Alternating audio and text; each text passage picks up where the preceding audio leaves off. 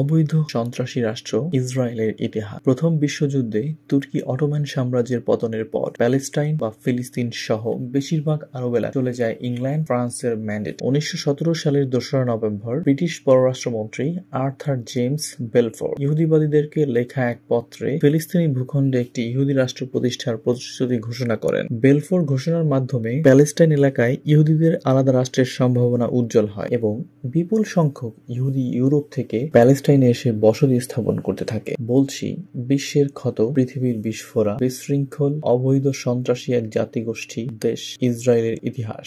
1905 থেকে 1914 সাল পর্যন্ত ফিলিস্তিনে ইহুদিদের সংখ্যা ছিল মাত্র কয়েক হাজার। কিন্তু 1914 সাল থেকে প্রথম বিশ্বযুদ্ধ শুরু হওয়ার পর 1918 সাল পর্যন্ত ব্রিটিশদের সহযোগিতায় ফিলিস্তিনে ইহুদিদের সংখ্যা 20,000-এ উন্নীত হয়। এরপর প্রকাশ্যে ফিলিস্তিনে ইহুদি অভিবাসীদের ধরে এনে জড়ো করা শুরু হলে 1919 থেকে 1923 সাল নাগাদ ফিলিস্তিনে ইহুদিদের সংখ্যা 35,000-এ পৌঁছে যায়। 1931 সালে ইহুদিদের এই সংখ্যা প্রায় 5 গুণ বৃদ্ধি পেয়ে 1,80,000-এ পৌঁছায়। এভাবে ফিলিস্তিনে ইহুদি অভিবাসীর সংখ্যা উল্লেখযোগ্য হারে বাড়ে এবং 1948 সালে সেখানে ইহুদিদের সংখ্যা 6 লাখে উন্নীত। 1918 সালে ব্রিটেনের সহযোগিতায় গুপ্ত ইহুদি বাহিনী হাগানা গঠিত হয়। এই বাহিনী ইহুদিবাদীদের অবৈধ রাষ্ট্র তৈরির কাজে গুরুত্বপূর্ণ ভূমিকা পালন করে। প্রথমে ফিলিস্তিনি জনগণের বিরুদ্ধে ইহুদিবাদীদের সহায়তা করা হাগানা বাহিনীর দায়িত্ব হলেও পরবর্তীকালে তারা সংঘবদ্ধ সন্ত্রাসী বাহিনীতে পরিণত হয়। ফিলিস্তিনি জনগণের বাড়িঘর ও ক্ষেত খামার দখল করে তাদেরকে ফিলিস্তিন থেকে বিতাড়িত করা এবং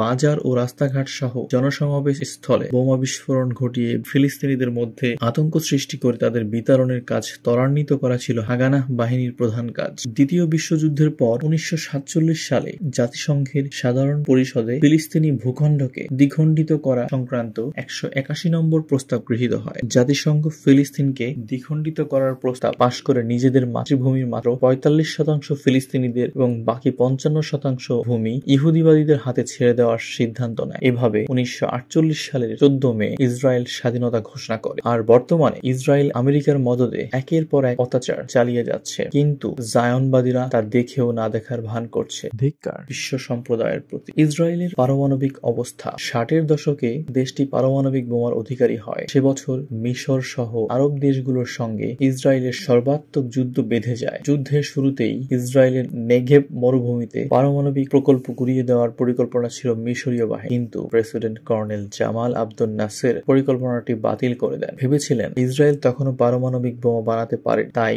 নেগেভ মরুভূমিতে দিমোনা প্রকল্প গুড়িয়ে দেওয়া হবে অর্থহীন। কিন্তু তিনি জানতেন না যে ইতোমধ্যে ইসরায়েল 2টি পারমাণবিক বোমা বানিয়ে ফেলেছে এবং বোমা দুটি নিক্ষেপের জন্য প্রস্তুত করে ফেলেছে। 1973 সালে তৃতীয় আরব ইসরায়েল যুদ্ধেও মধ্যপ্রাচ্যের মুসলিম দেশগুলো বিজয়ী হতে পারেনি। এ যুদ্ধেও ইসরায়েলের বিজয়ের মূলে ছিল দেশটির পারমাণবিক অস্ত্র। যুদ্ধে ব্যবহারের জন্য ইসরায়েল 13টি পারমাণবিক অস্ত্র প্রস্তুত করে রেখেছিল। প্রতিটি বোমার ক্ষমতা ছিল দ্বিতীয় বিশ্বযুদ্ধে জাপানের হিরোশিমায় নিক্ষিপ্ত আণবিক বোমার সমান। মিশরীয় বাহিনী সিনাই ও সিরীয় বাহিনী গোলান রণাঙ্গনে ইসরায়েলি প্রতিরক্ষা বার্লেভ লাইন তছনছ করে দিয়ে বন্যার মতো ধেয়ে আসতে থাকলে প্রধানমন্ত্রী মেসেস গোল্ডা মায়ার পারমাণবিক বোমা ব্যবহারের অনুমোদন দেন। জন্ম থেকেই ইসরায়েলের পরমাণু খায়েশ। জন্মের পর থেকেই ইসরায়েলি নেতৃবৃন্দ উপলব্ধি করতে পেরেছিলেন যে বৈরী আরব শক্তি পরিবেষ্টিত অবস্থায় পারমাণবিক অস্ত্রই হচ্ছে রাষ্ট্র হিসেবে ইসরায়েলের টিকে থাকার গ্যারান্টি। 1948 সালে ইসরায়েল রাষ্ট্রের প্রতিষ্ঠা লগ্ন থেকেই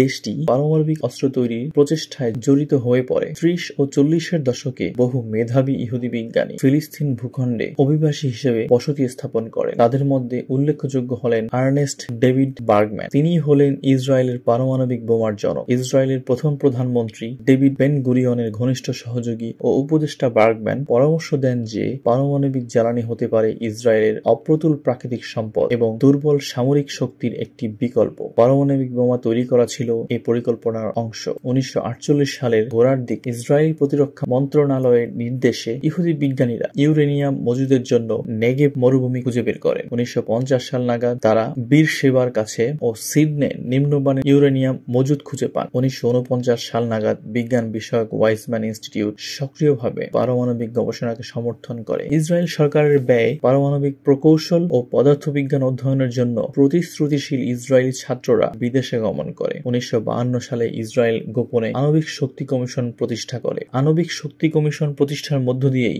ইসরায়েলের পারমাণবিক কর্মসূচির ভিত্তিপ্রস্তর স্থাপিত হয়। ফ্রান্সের অবদান 1949 সালে ফরাসি আণবিক শক্তি কমিশনের সদস্য ও বার্গম্যানের বন্ধু পরমাণু বিজ্ঞানী ফ্রান্সিস পেরিন ওয়াইজম্যান ইনস্টিটিউট পরিদর্শন করেন। তিনি ফ্রান্সের সাচলেতে একটি নয়া পারমাণবিক গবেষণা স্থাপনায় ইসরায়েলি বিজ্ঞানীদের যোগদানে আমন্ত্রণ জানান। পরবর্তীকালে দুটি দেশে একটি যৌথ গবেষণা সংস্থা স্থাপন করা হয়। 1986 সালে পেরিন প্রকাশ্যে স্বীকার করেন যে দ্বিতীয় বিশ্বযুদ্ধকালে যুক্তরাষ্ট্রের ম্যানহাটন ও কানাডায় কর্মরত ফরাসি বিজ্ঞানীদের বলা হয়েছিল গোপনীয়তা রক্ষা করতে পারলে তারা ফ্রান্সে তাদের জ্ঞান ব্যবহার করতে পারবেন। একই যুক্তিতে ফরাসি বিজ্ঞানী পেরিন ইসরায়েলের কাছে পারমাণবিক উপাত্ত পাচার করেছিলেন। যুক্তরাষ্ট্রের লস অ্যালমোস ন্যাশনাল গবেষণাগারে একজন ইসরায়েলি বিজ্ঞানী কাজ করতেন এবং তিনিই প্রত্যক্ষভাবে স্বদেশে পারমাণবিক জ্ঞান পাচার করেন। দ্বিতীয় বিশ্বযুদ্ধের পর ফ্রান্সের পারমাণবিক গবেষণা সামর্থ্য সীমিত হয়ে পড়ে। 50-এর দশকের গোড়ার দিকে ফ্রান্স ও ইসরায়েল পারমাণবিক ক্ষেত্রে একে অপরকে ঘনিষ্ঠভাবে সহযোগিতা করে। ইসরায়েলি বিজ্ঞানীরা ফ্রান্সের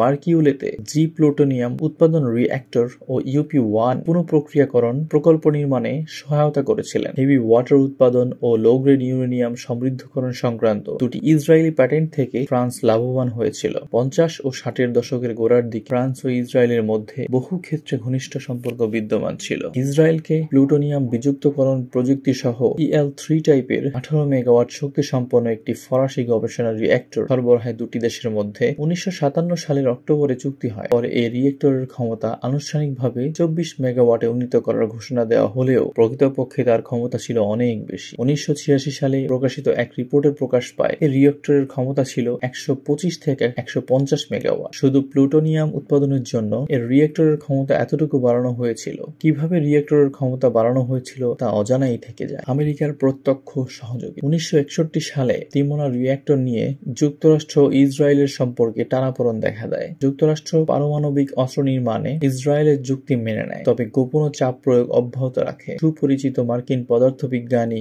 ইউজেন ওয়াগনার ও আই রাভিকে নামমাত্র পরিদর্শনের অনুমতি দিলেও প্রধানমন্ত্রী বেন গুরিয়ন নিয়মিত আন্তর্জাতিক পরিদর্শনের অনুমতি দানে অব্যাহতভাবে অস্বীকৃতি জানাতে থাকেন। যুক্তরাষ্ট্র ইসরায়েলের কাছ থেকে এই স্বীকৃতি আদায় করে যে সে শান্তিপূর্ণ উদ্দেশ্যে তার পারমাণবিক কর্মসূচি ব্যবহার করবে এবং বছরে দুবার মার্কিন পরিদর্শকদের পরিদর্শনের অনুমতি দেবে। 1962 সালে এই পরিদর্শন শুরু হয় এবং 1969 সাল পর্যন্ত তা অব্যাহত থাকে। মার্কিন পরিদর্শকরা ইসরায়েলের পারমাণবিক স্থাপনার শুধু বহির্ভাগই পরিদর্শন করেন, কিন্তু স্থাপনার ভূগর্ভস্থ অংশ পরিদর্শনের বাইরে থেকে যায়। ভূগর্ভের উপরিভাগে ভুয়া কন্ট্রোল রুম ছিল, কিন্তু ভূগর্ভে প্রবেশ করার পথগুলো পরিদর্শনকালে গোপন রাখা হতো। সিঁড়িগুলো ইটের আস্তরণ দিয়ে ঢেকে রাখা হতো। ইসরায়েলি পারমাণবিক স্থাপনায় পরিদর্শনের তথ্য গোপন রাখা। সুয়েজ সংকট 1956 সালের অক্টোবরে মিশরের বিরুদ্ধে সুয়েজ খাল সিনাই অপারেশনের পরিকল্পনা ও বাস্তবায়নে ফ্রান্স ও ইসরায়েল একে অপরকে সহযোগিতা করে। ব্রিটেনও এই অপারেশনের সঙ্গে জড়িত ছিল। সুয়েজ সংকটই হচ্ছে ইসরায়েলের পারমাণবিক বোমা তৈরির ভ্রূণ। 1955 সালে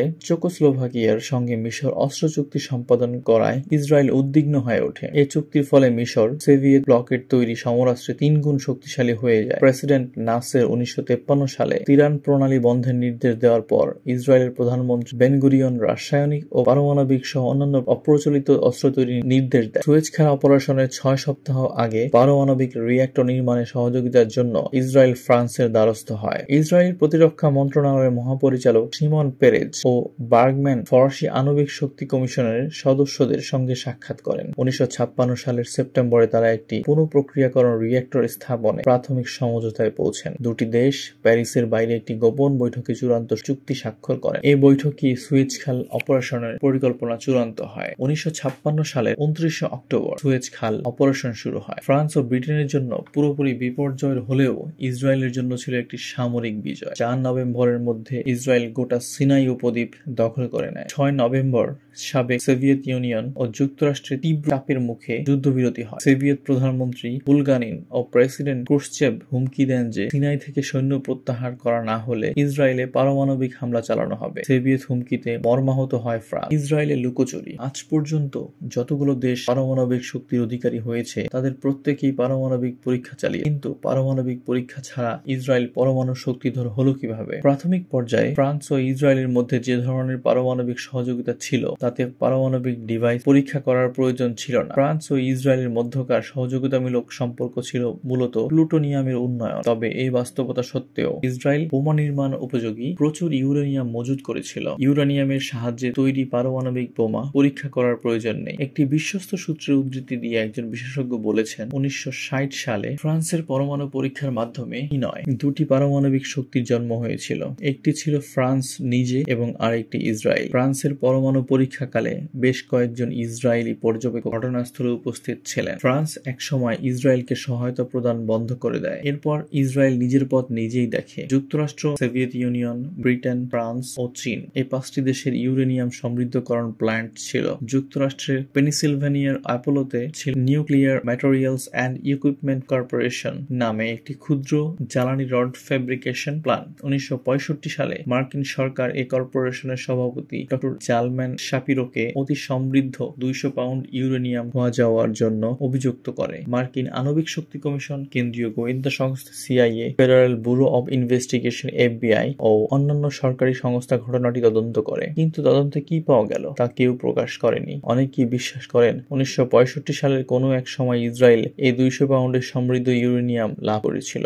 কোন সূত্র জানিয়েছে মোসাদ এজেন্ট রাতি আইতান ও জোনাথন পোলার্ড এই সমৃদ্ধ ইউরেনিয়াম ইসরায়েলে পাচার করেছিলেন। Operation plumber. 1967 সালে আরব ইসরায়েল যুদ্ধের পর ফ্রান্স ইসরায়েলকে ইউরেনিয়াম সরবরাহ বন্ধ করে দেয়। সাবেক ফরাসি উপনিবেশ গ্যাবন, নাইজার ও মধ্য আফ্রিকান প্রজাতন্ত্র থেকে এই ইউরেনিয়াম সরবরাহ পাঠানো হতো। নেগেভে ফসফেট খনি থেকে ইসরায়েল সামান্য পরিমাণ ইউরেনিয়াম সংগ্রহ করেছিল। আর্জেন্টিনা ও দক্ষিণ আফ্রিকা থেকেও ইউরেনিয়াম সংগ্রহ করা হয়। একটি গোপন অভিযানের মাধ্যমে ইসরায়েল ইয়েলো কেক হিসেবে পরিচিত ইউরেনিয়াম অক্সাইড সংগ্রহ করেছিল। একটি জার্মান কোম্পানি এবং ভূমধ্যসাগরে একটির পর একটি জাহাজ পরিবর্তনের মাধ্যমে তারা 200 টন ইয়েলো কেক সংগ্রহ করে। পাচারকারীরা 560 টন ওজনের তেলের ড্রামের গায়ে প্লাম্বার্ট শব্দটি এঁটে দেয়। প্লাম্বার্ট মানে সীসা, অর্থাৎ তেলের ড্রামে সীসা বহন করা হচ্ছে। জার্মান সরকার ইসরায়েলের কাছে ইউরেনিয়াম পাচারে সরাসরি জড়িত ছিল, কিন্তু সোভিয়েত ইউনিয়ন ও আরবদের বিরাগভাজন হওয়ার ভয়ে দেশটি এই কথা কখনো প্রকাশ করেনি। প্রেসিডেন্ট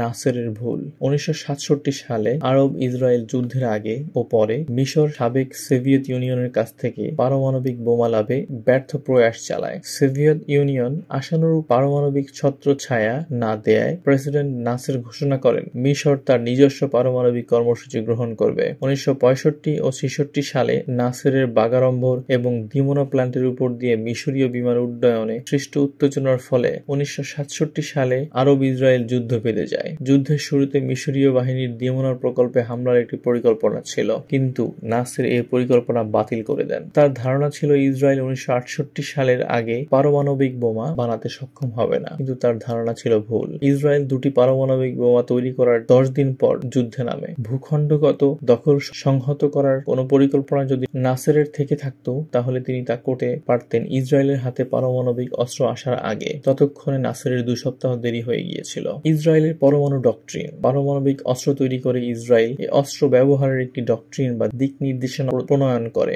এতে উল্লেখ করা হয়, আরবগণ ইসরায়েলের ঘনবসতিপূর্ণ এলাকা দখল করে নিলে, অথবা ইসরায়েলের বিমান বাহিনী ধ্বংস করে দিলে, কিংবা ইসরায়েল শহরগুলোতে ব্যাপকভাবে রাসায়নিক ও জীবাণু হামলা চালালে, কিংবা আরবরা পারমাণবিক অস্ত্র ব্যবহার করলে ইসরায়েল পাল্টা পারমাণবিক আঘাত হানবে। 1971 সালে Israel high speed electronic tube krytron ক্রয় শুরু করে। 1980 সালে রিচার্ড স্মিথ নামে একজন আমেরিকান 810 ক্রাইটন ইসরায়েলে পাচার করেন। পাচার করতে গিয়ে তিনি ধরা পড়ে যান। তার বিচার প্রক্রিয়া শুরু হওয়ার আগে তিনি উধাও হয়ে যান এবং তেল আবিবে গিয়ে ওঠেন। ইসরায়েল এই ঘটনার জন্য ক্ষমা চায় এবং জানায় চিকিৎসা গবেষণায় এই ক্রাইটন ব্যবহার করা হবে। ইসরায়েল 469 ক্রাইটন ফেরত দেয়, কিন্তু বাদবাকি ক্রাইটন অপরিচালিত অস্ত্র পরীক্ষায় ব্যবহার করা হয়। 1972 সালে যুক্তরাষ্ট্র থেকে জেরিকো 2 ক্ষেপণাস্ত্রের উপাদানও চুরি করা হয়। ইসরায়েলের জেরিকো ক্ষেপণাস্ত্র নির্মাণ হচ্ছে তার পারমাণবিক সামর্থ্যের প্রমাণ, কারণ জেরিকো ক্ষেপণাস্ত্র থেকে প্রচলিত যুদ্ধাস্ত্র নিক্ষেপ করা সম্ভব নয়। পরমাণু বোমা নিক্ষেপের সিদ্ধান্ত।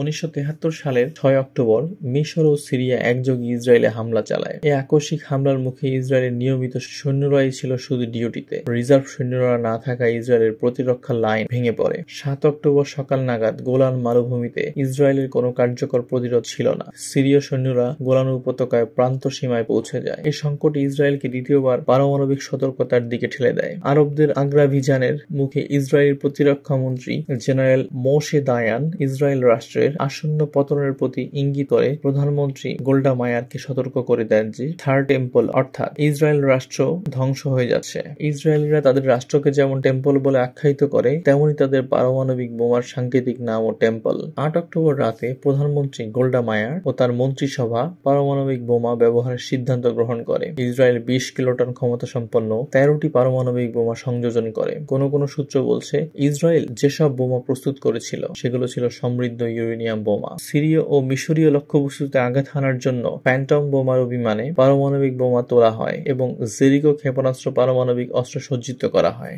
৯ অক্টোবর সকালে মার্কিন পররাষ্ট্রমন্ত্রী হেনরি কিসিঞ্জারকে ইসরায়েলের পারমাণবিক হামলা চালানোর সিদ্ধান্ত সম্পর্কে অবহিত করা হয়। যুক্তরাষ্ট্র বিমানযোগে দ্রুত ইসরায়েলের সামরিক সহায়তা প্রেরণের সিদ্ধান্ত নেয়। একই দিন ইসরায়েলি বিমানগুলো সামরিক সহায়তা নিয়ে ওয়াশিংটন থেকে যাত্রা করে। ৯ অক্টোবর ইসরায়েলের রিজার্ভ সৈন্যরা অগ্রবর্তী অবস্থানে ছুটে গেলে যুদ্ধের মোড় ঘুরে যায়। ১১ অক্টোবর গোলানে ইসরায়েলের পাল্টা হামলায় সিরীয় অগ্রযাত্রা থেমে যায়। ১৫ ও ১৬ অক্টোবর ইসরায়েলি সৈন্যরা সুয়েজ খাল অতিক্রম করে সিনাইয়ে প্রবেশ করে এবং মিশরের থার্ড আর্মিকে ঘেরাও করে ফেলে। এ সময় পশ্চাৎভাগ অরক্ষিত হয়ে পড়ায় ইসরায়েলি সৈন্যরা সুয়েজ খালের পূর্ব তীরে নিশ্চিহ্ন হয়ে যাওয়ার মুখোমুখি হয়। ১৪ অক্টোবর প্রথম মার্কিন বিমান সাহায্য নিয়ে এসে হাজির হয়। আমেরিকার তৈরি ট্যাঙ্ক বিধ্বংসী TOW ক্ষেপণাস্ত্র ব্যবহারের প্রশিক্ষণ গ্রহণে ইসরায়েলি কমান্ডাররা যুক্তরাষ্ট্রের জর্জিয়ায় ফোর্ট বেনিংয়ে ছুটে যায় গোলানে চূড়ান্ত লড়াইয়ের জন্য। এসব ক্ষেপণাস্ত্র নিয়ে মার্কিন C-130 হারকিউলিস বিমানে ফিরে আসে। মার্কিন কমান্ডাররা তদানীন্তন পশ্চিম জার্মানির ঘাঁটিতে মজুদ ক্ষেপণাস্ত্র ভান্ডার নিঃশেষ করে ইসরায়েলে পাঠান। মার্কিন সামরিক সহায়তা প্রদানের ব্যাখ্যা দিতে গিয়ে তদানীন্তন মার্কিন পররাষ্ট্রমন্ত্রী কিসিঞ্জার মিশরীয় প্রেসিডেন্ট আনোয়ার সাদাতকে বলেছিলেন, ইসরায়েল পারমাণবিক হামলা শুরু করার দ্বারপ্রান্তে পৌঁছে গিয়েছিল, তাই তাকে পারমাণবিক হামলা থেকে বিরত রাখার জন্য প্রচলিত সামরিক সহায়তা দেওয়া হয়। সোভিয়েত হুমকি। আরব ইসরায়েল যুদ্ধে সোভিয়েত ইউনিয়নের ভূমিকা ছিল খুবই অস্পষ্ট। ১৮ অথবা ২৩ অক্টোবর একটি সোভিয়েত যুদ্ধজাহাজ মিশরের আলেকজান্দ্রিয়া বন্দরে এসে নোঙর ফেলে। নভেম্বরের শেষ নাগাদ জাহাজটি এ বন্দরে অবস্থান করে, কিন্তু কোনো সমরাস্ত্র খালাস করা হয়নি। সন্দেহ নেই, আরবদের প্রতি সোভিয়েত ইউনিয়নের প্রতিশ্রুতি রক্ষার স্বার্থে এবং ইসরায়েলের পারমাণবিক অস্ত্র ব্যবহারের হুমকিকে নিষ্ক্রিয় করে দেওয়ার জন্যই এই জাহাজ এসেছিল। ২৪ অক্টোবর সোভিয়েত কমিউনিস্ট পার্টি সাধারণ সম্পাদক লিওনিদ ব্রেজনেভ সুয়েজ খালের পূর্ব তীরে বিচ্ছিন্ন মিশরীয় সৈন্যদের শক্তি বৃদ্ধির জন্য সোভিয়েত সেনা পাঠানোর হুমকি দেন এবং ৭টি সোভিয়েত ৩৬ ডিভিশনকে সতর্ক অবস্থায় থাকার নির্দেশ দেন। পরে প্রমাণ পাওয়া গেছে সোভিয়েত ইউনিয়নে পারমাণবিক ক্ষেপণাস্ত্র সজ্জিত সাবমেরিনও পাঠিয়েছিল। মিশরে সোভিয়েত পারমাণবিক উপস্থিতির জবাবে পরের দিন প্রেসিডেন্ট নিক্সন বিশ্বব্যাপী মার্কিন স্থাপনায় পারমাণবিক সতর্কতা ঘোষণা করেন। This is the 37th time I have spoken to you from this office. একই সঙ্গে ইসরায়েলে তৃতীয়বারের মতো পারমাণবিক সতর্কতা ঘোষণা করা হয়। ইসরায়েলি প্রধানমন্ত্রী গোল্ডা মায়ার যুদ্ধবিরতিতে রাজি হলে এ সংকট কেটে যায়। The story of modern Israel is essentially the story of the return to the ancestral homeland of exiles from persecution, insecurity, and fear. ইসরায়েলের পরমাণু পরীক্ষা। একটি প্রশ্ন জাগা খুবই স্বাভাবিক যে ইসরায়েল পারমাণবিক অস্ত্র তৈরি করে থাকলে বিস্ফোরণ ঘটালো না কেন? কয়েকভাবে এ প্রশ্নের জবাব দেওয়া যায়। প্রথমত, পুরনো পদ্ধতিতে সংযোজিত পারমাণবিক বোমা পরীক্ষা করার প্রয়োজন হয় না। গবেষকগণ পরমাণু অস্ত্রের উপকরণগুলো আলাদা আলাদাভাবে পরীক্ষা করতে পারেন এবং ব্যাপকভাবে কম্পিউটারেও এ পরীক্ষা করা যায়। ১৯৬০ সালে ফ্রান্স যে পরমাণু বিস্ফোরণ ঘটিয়েছিল, ইসরায়েল তা থেকে পর্যাপ্ত তথ্য পেয়েছিল। তাছাড়া ৫০ ও ৬০ দশকে যুক্তরাষ্ট্র যেসব পরমাণু পরীক্ষা চালিয়েছিল সেগুলো থেকে ইসরায়েলের তথ্য পাওয়ার সুযোগ ছিল অবারিত। শুধু তাই না, ভূগর্ভে পারমাণবিক পরীক্ষা চালালেও তা শনাক্ত করা কঠিন। সাবেক পশ্চিম জার্মানির আর্মি ম্যাগাজিন ওয়ার টেকনিক ১৯৭৬ সালে এক রিপোর্টে জানিয়েছিল ১৯৬৩ সালে নেগেভে ইসরায়েল পরমাণু পরীক্ষা চালায়। অন্যান্য সূত্র জানায় ১৯৬৬ সালে নেগেভের আল নকিবে ইসরায়েল পরমাণু পরীক্ষা চালিয়েছে। মার্কিন উপগ্রহে ১৯৭৯ সালের ২২ সেপ্টেম্বর ভারত মহাসাগরে একটি উজ্জ্বল আভা ধরা পড়ে। ব্যাপকভাবে ধারণা করা হয় এই আভা ছিল দক্ষিণ আফ্রিকা ও ইসরায়েলের যৌথ পারমাণবিক বিস্ফোরণের দৃশ্য। মার্কিন উপগ্রহে যে দৃশ্যটি ধরা পড়ে তা ছিল তৃতীয় পরমাণু বিস্ফোরণের। তবে প্রথম দুটি বিস্ফোরণের দৃশ্য ধরা পড়েনি, কারণ তখন আকাশ ছিল মেঘাচ্ছন্ন। দুর্ঘটনাক্রমে তৃতীয় বিস্ফোরণের দৃশ্যটি ধরা পড়ে যায়, কারণ তখন আকাশ ছিল মেঘমুক্ত। 1998 সালের জুনে ইসরায়েলি পার্লামেন্ট নেসেটের একজন সদস্য সে বছরের 28 মে আইলাতের কাছে ভূগর্ভে পরমাণু বিস্ফোরণের জন্য সরকারকে অভিযুক্ত করেন। মিশরও একই ধরনের অভিযোগ করেছিল। ইরাকি পরমাণু স্থাপনায় হামলা। ইসরায়েল শুধু আমেরিকার পরমাণু বোমা তৈরির উপাত্ত সংগ্রহেই আগ্রহ ছিল তা নয়, তারা আমেরিকার গোয়েন্দা তথ্য লাভেও ছিল তৎপর।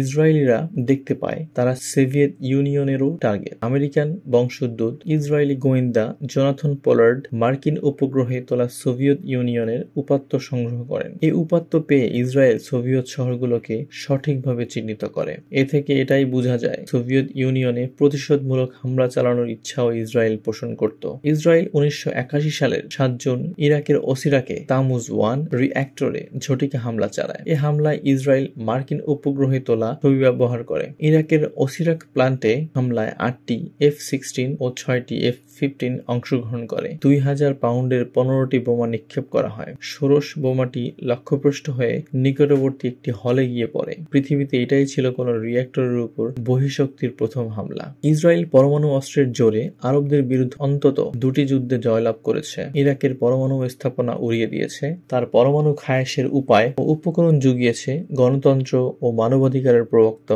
আমেরিকা, ফ্রান্স, নরওয়ে, বর্ণবাদী দক্ষিণ আফ্রিকা, জার্মানি প্রভৃতি দেশ, যারা নিজের বেলায় 16 আনা আর পরের বেলায় মানবতা, গণতন্ত্র বলে গলা ফাটায়। এসব দেশের সহায়তায় ক্ষুদ্র সন্ত্রাসী দেশ ইসরায়েল পরাক্রমশালী পরমাণু শক্তির অধিকারী। যদি অন্যান্য দেশের পরমাণু অস্ত্র রাখা মানবতা বিরোধী কর্মকাণ্ড হয়, তাহলে America, France, Russia, Germany, Bharat, Pakistan পরমাণু অস্ত্র মজুদ রাখে কোন যুক্তিতে বা কোন মানবতার উপকারে?